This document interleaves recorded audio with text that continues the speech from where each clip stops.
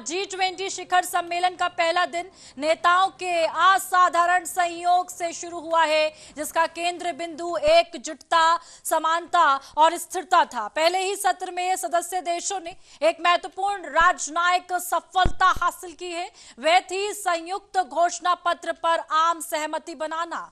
यहां पर घोषणा पत्र सम्मेलन के अंत में जारी होता है, लेकिन इस बार इसे शुरुआत में ही मंजूरी दे दी गई है, जिसने वैश्विक एजेंडे पर तत्काल प्रगति का मार्ग प्रकाशित करते हुए नजर आया है। इस घोषणा पत्र में आतंकवाद के सभी रूपों की निंदा और महिला सशक्तिकरण को बढ़ावा देने जैसे प्रमुख वैश्विक मुद्दों पर सामूहिक संकल्प व्यक्त किया गया है। प्रधानमंत्री नरेंद्र मोदी ने अपने उद्घाटन भाषण में समावेशी और सतत विकास के लिए एक नई वैश्विक दृष्टि का आह्वान किया है। उन्होंने ऐतिहासिक असमानताओं को दूर करने की आवश्यकता पर बल दिया, खासकर अफ्रीकी महाद्वीप के प्रति जो पिछली विकास नीतियों के कारण संसाधनों से वंचित रहा है। पीएम मोदी ने एक पृथ्वी, एक परिवार, एक भविष्य के सिद्धांत को दोहराते हुए संपूर्ण मानववाद पर आधारित एक नए वैश्विक विकास दृष्टिकोण को अपनाने की वकालत की, जिसमें सभी देशों की भागीदारी सुनिश्चित हो सके। समावेशी विकास की दिशा में एक ठोस कदम उठाते हुए पीएम मोदी ने ग्लोबल ट्रेडिशनल नॉलेज रिपोजिटरी बनाने का प्रस्ताव रखा है। ये पहल दुनिया भर के पर्यावरण अनुकूल और संतुलित पारंपरिक ज्ञान जैसे आयुर्वेद, योग और प्राचीन टिकाऊ कृषि पद्धतियों को एक डिजिटल मंच पर संग्रहित करने का लक्ष्य रखती है। इसका उद्देश्य इस ज्ञान को आधुनिक विज्ञान के साथ जोड़कर मानवता के लिए सुलभ बनाना और आने वाली पीढ़ियों के लिए इसे संरक्षित करना है।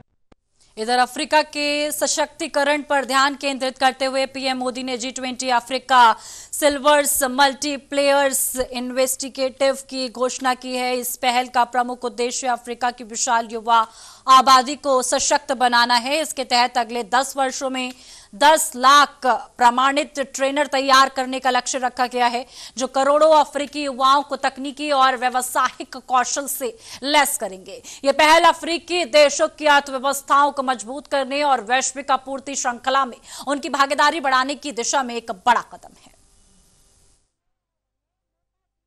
शिखर सम्मेलन के दौरान प्रधानमंत्री मोदी और अन्य विश्व नेताओं के बीच की व्यक्तिगत केमिस्ट्री भी चर्चा का विषय रही। इटली की प्रधानमंत्री जॉर्जिया मेलोनी के साथ पीएम मोदी की मुलाकात विशेष रूप से सुर्खियों में रही है।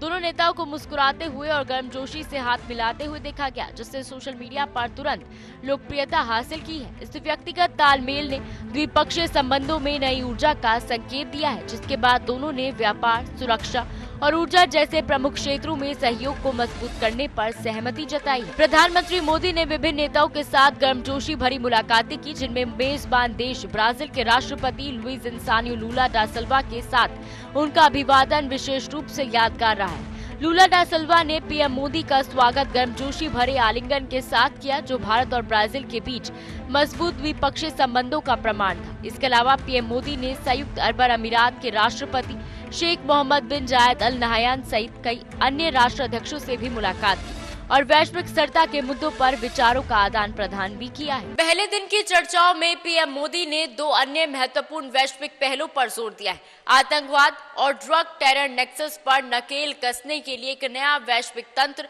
और भविष्य की महामारियों से निपटने के लिए एक लचीला वैश्विक स्वास्थ्य प्रतिक्रिया तंत्र। इन प्रस्तावों ने दिखाया कि भारत का एजेंडा सिर्फ आर्थिक विकास तक सीमित नहीं है, बल्कि सुरक्षा और स्वास्थ्य जैसे सार्वभौमिक महत्व के मुद्दों पर भी सक्रिय रूप से वैश्विक सहयोग को बढ़ावा देना चाहता है। मैं मानसी, कैमरामैन उज्जवल के साथ TV 100।